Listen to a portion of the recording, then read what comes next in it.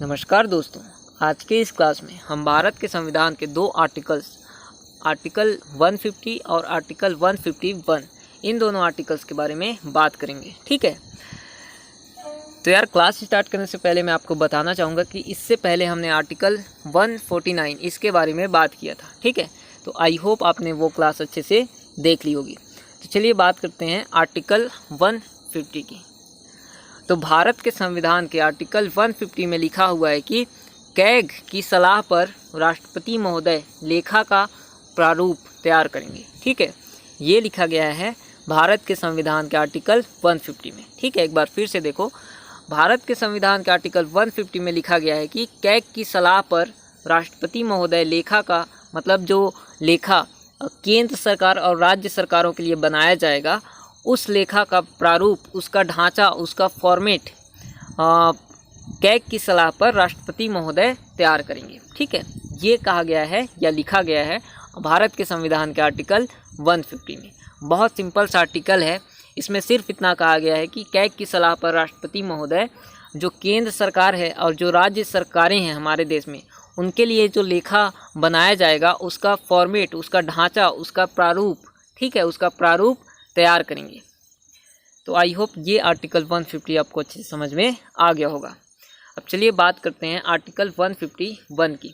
तो देखो, भारत के संविधान का आर्टिकल 151 कहता है कि कैग अपनी पूरी रिपोर्ट तैयार करके राष्ट्रपति महोदय को देते हैं। ठीक है, कैग अपनी पूरी रिपोर्ट तैयार करके किसे देते हैं? राष्ट्रपति महोदय को देते हैं, और राष्ट्रपति महोदय इस रिपोर्ट को कहाँ रखवाते हैं? संसद में। ठीक है, राष्ट्रपति महोदय इस रिपोर्ट को संसद में रखवाने का कार्य करता है।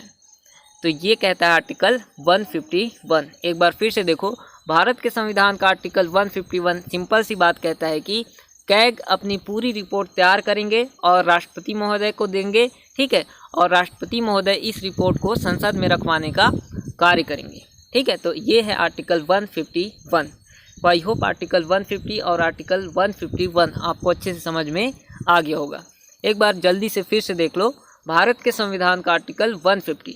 भारत के संविधान के आर्टिकल 150 में लिखा है कि कैग की सलाह पर राष्ट्रपति महोदय लेखा मतलब जो केंद्र सरकार और जो राज्य सरकारों के लिए जो लेखा तैयार किया जाएगा, उसका प्रारूप, उसका ढांचा, उसका फॉर्मेट तैयार करेंगे।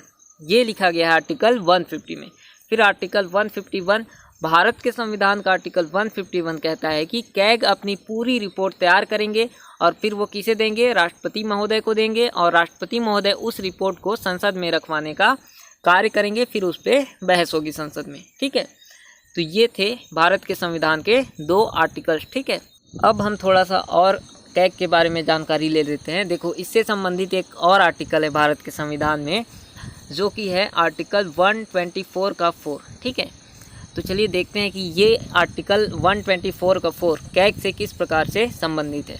तो देखो, भारत के संविधान का आर्टिकल 124 के 4 में कैग को हटाने का तरीका दिया गया है। ठीक है, तो अगर आपसे कोई पूछता है कि भारत के जो कैग हैं, ठीक है, उन्हें हटाने का जो प्रोसेस है, जो तरीका है, वो कौन से आर्टिकल में दिया गया है, तो वहाँ पे आपका आंसर हो जाएगा 124 का 4। ठीक है, तो चलिए देखते हैं एक बार फिर से, भारत के संविधान का आर्टिकल 124 का 4। भारत के संविधान के आर्टिकल 124 के 4 में कैग को हटाने का तरीका दिया गया है। इसमें कहा गया है कि जैसे सुप्रीम कोर्ट के न्यायाधीश को हटाया जाता है, सेम वही प्रोसेस इनके लिए भी है। ठीक है, हटाने का तरीका क्या है? हटाने का तरीका ये है कि जैसे सुप्रीम कोर्ट के न्यायाधीश को उनके पद से हटाया जाता है, सेम वही प्रोसेस इनके लिए भी है। मतलब जिस तरीके से सुप्रीम कोर्ट के न्यायाधीश को हटाया जाता है, उसी तरीके से भारत के जो कैग महोदय हैं उनको भी हटाया जाएगा। ये कहा गया है आर्टिकल 124 के 4 में। तो आई होप आपको ये आर्टिकल 124 का 4 जो कि कैग को हटाने से संबंधित था, इसे आप अच्छे से समझ गए होंगे।